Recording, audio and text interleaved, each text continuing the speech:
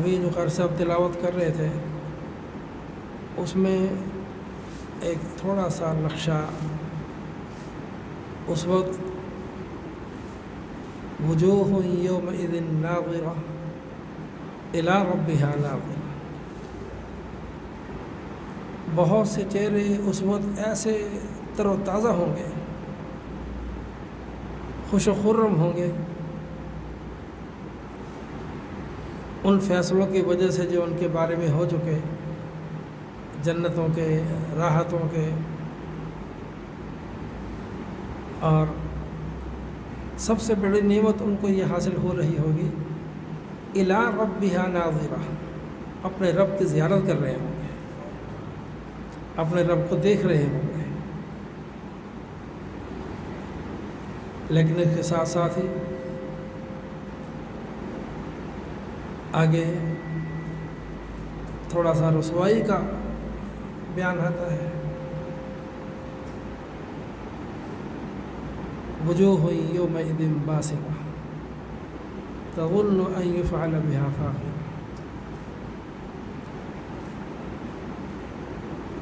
حالات اور سختیوں کو دیکھ کر ہی وہ اندازہ لگا لیں گے بس اب یقین ہے کہ ہماری ہلاکت ہے۔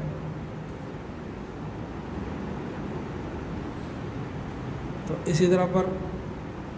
دنیا سے جب جانا ہوگا، کلا اذا بلغت التراقی وقیل من راق، جب یہ اس کے سانس اکھڑتے ہیں، سانس گلے میں پھنستے ہیں،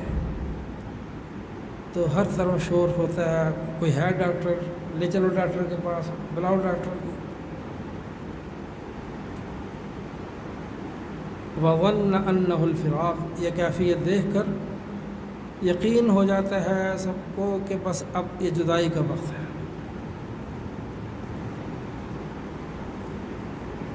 اور وَالْتَفَّتِ السَّاقُ بِالسَّاقِ، روح نکل گئی ہے، ختم ہو گیا ہے، اس کی پنڈلیاں ایک دوسرے سے جوڑ دی گئی ہیں۔ آپ نے دیکھا ہوگا نا کہ مرنے کے فوراً بعد اس کے دونوں انگوٹھے باندھ دیے جاتے ہیں، یہ پنڈلیاں جوڑ دی جاتی ہیں۔ اِلَىٰ رَبِّكَ يَوْمَئِذٍ الْمَسَاقُ، بس یہ تو اب آپ کے رب کی طرف چلنے کا وقت ہے، رب کے حضور پیش ہونا ہے۔ قبر پہلا مرحلہ ہے، پتہ نہیں کب تک قبروں میں پڑے رہنا ہے، اس کے بعد حشر کا مسئلہ ہے۔ اللہ ہم سب کو دنیا اور آخرت کی عزتیں نصیب فرمائے، اور یہ عزتیں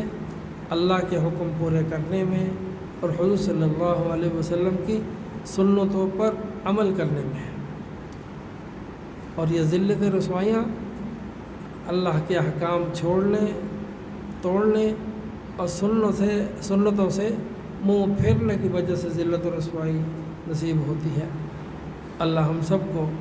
اپنے احکام کا پابند اور حضور صلی اللہ علیہ وسلم کی محبت اور عظمت اور آپ کی سنتوں کی محبوبیت ہمارے دلوں میں پیدا فرما کر آپ کی سنت پر عمل کرنے والا ہم سب کو اپنا